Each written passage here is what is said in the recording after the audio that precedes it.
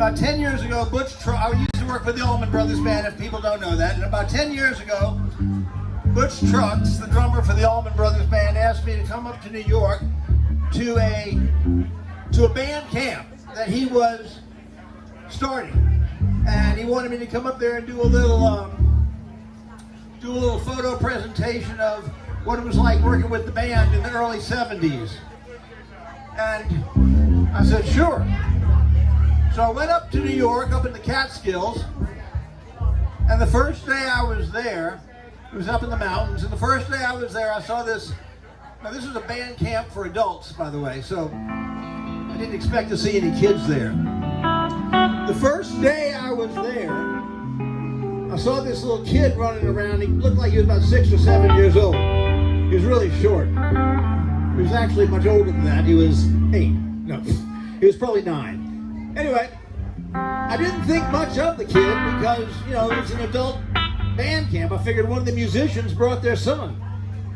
Well, that night the band was playing in a little roadhouse, and I was there in front of the stage with my camera, and I looked down, and right next to me was that same little kid.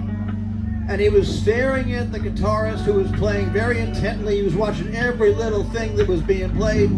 And I looked down at him, and I looked back up at the band, looked down at him, and then the band took a break.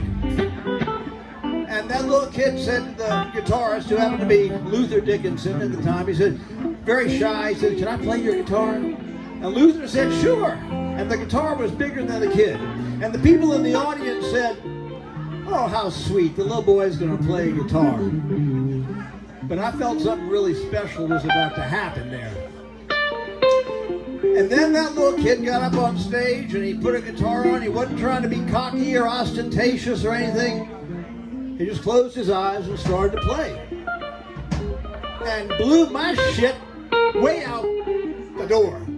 And everybody else's shit out the door too. And he was only 9 years old. He looked like he'd been playing for 40 years. And that little kid has now grown taller than all of us here. Brandon Niederauer.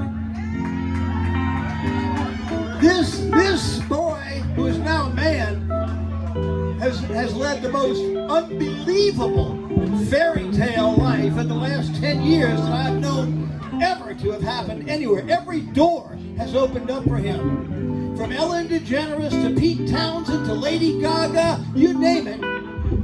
Everything. He has played with everybody. And in a second, you're going to find out how special he is if you have never seen him play before.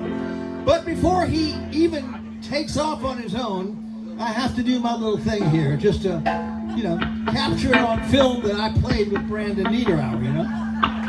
Because I used to go into the concerts and he'd come behind me and I'd say, he's with me, we'd go backstage. Now, I have to go behind him and he says, he's with me,